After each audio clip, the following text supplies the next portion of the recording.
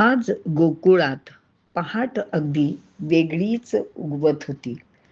आज जणू काही अतिशय परम मंगल असा अरुणोदय होत होता. यशोदेने डोळे उघडले आणि तिने पाहिले की आपल्या पुढ्यात एक सुंदर बालक आहे. नंदाला पण ही बातमी कळली. आता ह्या दोघांच्या आनंदाला अगदी पारावार उरला नाही. दोघांनी भगवंताला कृतज्ञतेने नमस्कार केला आणि ते म्हणाले की आमच्या इतके दिवसाच्या तपश्चर्येचे फळ आम्हाला मिळाले. किती सुंदर बालक आमच्या पोटी जन्माला आले आहे. आणि मग नंदाने स्नान केले, नवीन वस्त्रे अलंकार धारण केली, घरावर गुढ्या उभारल्या, तोरणे बांधली आणि नंदाच्या वाड्यात मंगल वाद्य सनई चौघडा वाजू लागले. मग ही बातमी हा हा म्हणता सर्व गोकुळात पसरली. सर्वांना कळले की यशोदेला मुलगा झाला.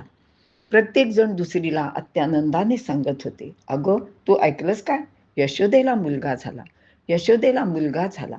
आणि मग काय, त्यांनी सगळ्यांनी आपल्या घरात पटकन त्या एकमेकीशी बोलत बोलत गेल्या आणि भरभर सगळं आपल्याला म्हणतो ना आवरलं ज्यांनी, तसं पटकन स्नान केलं, अतिशय सुंदर असे वस्त्रालंकार घातले आणि त्या बाळाला बघण्यासाठी सगळ्या निघाल्या, एकमेकीला हाका मारत निघाल्या. आता ह्यामध्ये अगदी तरुण गोपिका तर होत्याच, पण प्रौढ अशा त्यांच्या सासवा, त्यांच्या आया, त्यांच्या आज्या अशा अनेक बायका सुद्धा अगदी उत्साहाने ह्या सगळ्या तरुण गोपिकांच्या पुढे निघाल्या. यांचा सगळ्यांचा जणू एक मोर्चाच ह्या नंदाच्या वाड्यावर आल्यासारखा झाला. सर्वांनी आता आत प्रवेश करायचं ठरवलं, पण गर्दी इतकी झाली की कोणाला जाता येईना. मग त्यातल्या काही प्रौढ स्त्रिया पुढे झाल्या. त्यांनी त्या तरुण गोपिकांना जरा दरडावले आणि सांगितले, जरा थांबा, आधी आम्ही आत जातो, बघतो आणि मग तुम्ही आत या. झाले, ह्या सगळ्या जणी आत गेल्या. बाळाला बघितलं. बाळाला बघताना सर्वांना इतका आनंद होत होता की कुणाला काही काय बोलावं तेच सुचेना. मग हळूहळू सगळ्या गोपिका आत यायला लागल्या. थोडा वेळ असाच गेला आणि मग त्या प्रौढ गोपिका यशोदेला म्हणाल्या, हे बघ यशोदे, तुझ्या घरात मोठं कोणी नाहीये, कर्तसवर्त नाहीये, पण आम्ही आहोत ना, तू काळजी करू नको. आजपासून बाळाला अंघोळ घालणं, त्याचं सगळं करणं हे आम्ही करू, तू काळजी करू नको, दे बरं बाळाला माझ्याकडे. असं म्हणून त्यातल्या एका प्रौढ स्त्रीने बाळाला अलगद यशोदेच्या पुढून उचलले आणि मग त्याला आपण ज्याला म्हणतो ना तेल लावून मालिश करून वगैरे, अशा प्रकारे त्या काळात जी काही पद्धत होती त्याप्रमाणे त्यांनी त्याला स्नान घातले. नंतर त्याला चांगली अंगडी टोपडी घातली, अगदी तिटकाजळ केले आणि यशोदेच्या पुढ्यात धरले. बाळ आणखी सुंदर दिसायला लागलं. आधीच काय तर मदनाचा पुतळा, आता त्याला नटवल्यामुळे ते आणखी छान दिसायला लागले. मात्र ह्या गोपिकांचा तिथला गर्दीचा कोलाहल काही कमी होईना. आता काय करावे, आपल्या आईच्या हातात आपल्याला 2 मिनिटं सुद्धा जाता येत नाहीये, असे पाहून त्या छोट्या बालकाने जरासा विचार केला आणि आपले अस्त्र बाहेर काढले. अस्त्र म्हणजे अहो रुदनास्त्र. आणि त्यांनी एकदम मोठ्याने रडायला सुरुवात केली. ते पाहून ती प्रौढ स्त्री म्हणाली, अगं तुम्हाला काही कळतं की नाही, चला सगळ्या आधी बाहेर व्हा बरं, ह्या बाळाला भूक लागली आहे. यशोदे, ह्या बाळाला तू घे बरं, त्याला दूध पाज. आता यशोदेच्या आनंदाला पारावार राहिला नाही. तिने बाळाला आपल्या छातीशी धरले, घट्ट धरले आणि बाळ स्तनपान करू लागले. बाळाचे रडणे एका क्षणात थांबले आणि यशोदेला अगदी परम असा जो आनंद ज्याला म्हणतो, परमोच्च प्रकारचा आनंद तो झाला. अहो प्रत्यक्ष भगवंत तिला स्तनपान करीत होते. आणि मग बाळाने युक्ती केली की ह्या सगळ्यांना आता घराबाहेर जाण्यासाठी त्यांनी आपले डोळे मिटून घेतले आणि झोप लागल्याचे नाटक केले.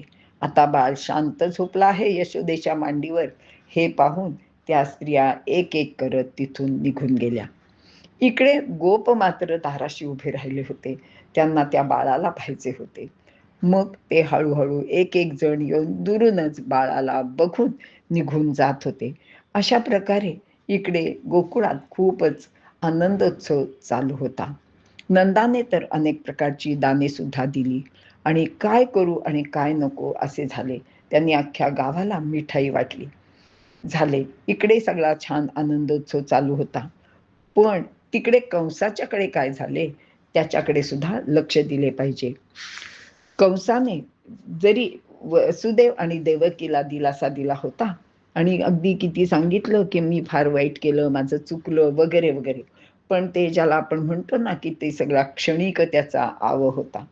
त्याला आता चैन पडत नव्हते. त्याला त्या देवतेने सांगितलेले वाक्य पुन्हा पुन्हा आठवत होते, की तुझा शत्रू जगाच्या पाठीवर सुखाने वाढत आहे. आता ह्या शत्रूचं काय करायचं ह्याला काही सुचेना. त्याला झोप लागेना, त्याला एका जागी स्वस्थ बसवेना. तो येरझाऱ्या घालत होता. आणि मग त्याच्या लक्षात आलं. त्यांनी आपल्या सर्व मंत्र्यांना बोलवलं आणि त्यांची एक गुप्त बैठक घेतली. आपली काही जी अडचण होती ती त्यांना सांगितली. आता ह्याचे मंत्री कोण होते? तर तुम्हाला माहिती आहे, की त्यात प्रलंबासुर, धेनुकासुर, तृणावर्त अशी कितीतरी असुरांची नावे होती आणि त्यांच्यातली जी प्रमुख होती ती आपल्याला माहिती आहे, की प्रधानमंत्री ज्याला म्हणतात, ती होती पूतना. आता सर्वांनी कंसाची अडचण ऐकून घेतली आणि ते म्हणाले, की "महाराज, तुम्हाला एवढी काळजी करायची काहीच कारण नाहीये. अहो, त्या छोट्या बालकाला मारायचंय ना. आम्हाला काय वेगवेगळे वेश घेता येतात. आम्ही गावोगाव फिरून 1 दिवसापासूनच्या जी बालकं जन्माला आली आहेत, ती 6 महिन्यापर्यंतची सर्व बालकं आहोत. त्यांना एकेकाला शोधून काढून आम्ही ठार मारू. त्यात तुमचा तो शत्रू नक्कीच मेलेला असेल." असं सगळ्यांनी सांगितलं. पण आता ह्याच्यात एक अडचण होती, की अगदी जी तान्ही मुलं आहेत, त्यांना कोण मारणार? पूतना म्हणाली, "अहो, हे काही काम तुमचं नाहीये. ह्याच्यासाठी मीच पाहिजे. मी स्त्री आहे. मी अगदी थेट त्या बाळंतिणीच्या पर्यंत जाऊ शकते आणि त्या जन्माला आलेल्या बाळाला सुद्धा मी माझ्या युक्तीने माझ्याजवळ घेऊन त्याला ठार मारू शकते. तुम्ही काळजीचं करू नका." अशा रीतीने सगळ्यांनी त्या कंसाला आश्वस्त केले.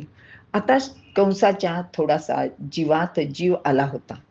पण तरीसुद्धा त्यांनी सांगितले, की "अहो, हे सगळं जरी खरं असलं ना, तरी मला एक असं वाटतं, की हा जो विष्णू आहे ना, हा फार कपटी आहे, तो कारस्थानी आहे.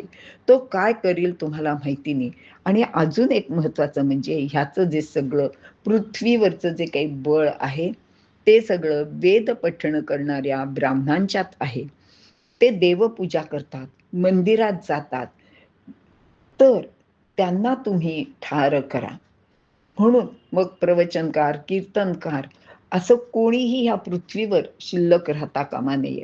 ह्या सगळ्या ब्राह्मणांना, पूजा करणाऱ्यांना, वेदपठण करणाऱ्यांना, यज्ञयाग करणाऱ्यांना सगळ्यांना शोधून, शोधून तुम्ही मारून टाका. झाले. अगदीच आवडीचे काम ह्या सर्व असुरांना मिळाले आणि त्यांनी सर्वत्र आपला सं संहार करण्याचा जो काही कारखानाच आपण म्हणूया, त्याप्रमाणे त्यांनी तो सुरू केला. त्याने अनेक लोकांचे जीव घेतले आणि ह्याप्रमाणे सगळ्यांनी त्या मृत्यूच्या पाशात अगदी कसेबसे दिवस कंठायला सुरुवात केली. इकडे ही पूतना जी होती, ती मात्र आपले सुंदर रूप घेऊन सगळ्या गावागावात फिरत होती. प्रत्येक घरात घरात जाऊन जिथे कोणी नवबालक जन्माला आलेलं आहे, त्यांना ठार मारत होती. अशीच एक दिवस ती गोकुळात अवतीर्ण झाली. अत्यंत सुंदर स्त्रीचे रूप घेऊन, अंगावर विविध प्रकारचे अलंकार घेऊन घालून, उंची वस्त्र लेऊन, अगदी नटून ठुमकत ठुमकत ह्या तरुण स्त्रीने म्हणजेच पूतनेने गोकुळात प्रवेश केला. इतकी सुंदर स्त्री ह्यापूर्वी ह्या गोकुळात नव्हतीच अहो. मग त्यातल्या तेथील अगदी त्या गोपिकांना सुद्धा असं वाटलं, अरे ही कोण आली असेल? मग त्या सुंदर स्त्रीने म्हणजे पूतनेने चौकशी केली, की नंद राजाकडे मला जायचं आहे. मी त्यांची अगदी लांबची नातेवाईक आहे. कुठे राहतात बरं ते? गोपिकांनी अगदी तिला आदराने यशोदेच्या घरी आणून पोचते केले. तिने दारातनच यशोदेला हाका मारायला सुरुवात केली. अगं यशोदे, अगं यशोदे, कुठे आहेस ग? यशोदा लगबगीने बाहेर आली. म्हणाली, आपण कोण? मी ओळखलं नाही. अगं असं काय करतेस? मी तुझी लांबची मावस बहीण नाही का?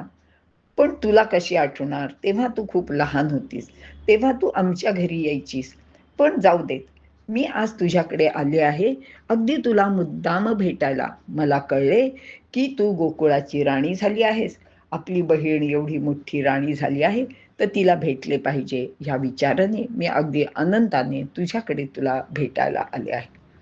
असे म्हणताच यशोदेने तिच्यावर विश्वास ठेवला आणि तिला आपल्या घरात घेतले. घरात घेतल्यावर तिच्या लक्षात आले की इथे काहीतरी आणखी छान घडलेलं आहे. म्हणजे पुतनेला माहितीच होतं, पण तिने तसं दर्शवलं नाही. आणि ती म्हणाली की अगं गावात एवढा कशाचा आनंदोत्सव चाललाय आणि तुझ्या घरात पण अगदी सुंदर इथे काय गुढ्या तोरणं उभारली, काय विशेष काय आहे आज? मग यशोदेने तिला सांगितलं की अगं मला की नाही बाळ झालंय, मला मुलगा झालाय. अगो बाई, हो का? बघू बघू. मी अगदी वेळेवरच आले की त्याची मावशी. आता मला त्याचे छान लाड करता येतील. बघू, तू त्याला माझ्या मांडीवर दे बरं. असे म्हणून त्या पुतनेने त्या बाळाला यशोदेकडून आपल्या ताब्यात घेतले आणि आपल्या मांडीवर घेतले. मात्र यशोदा आता त्या पुतनेच्या हातात बाळाला देऊन काहीतरी काम करण्यासाठी म्हणून आत निघून गेली. आणि इकडे काय झाले ते पुढील भागात पाहू.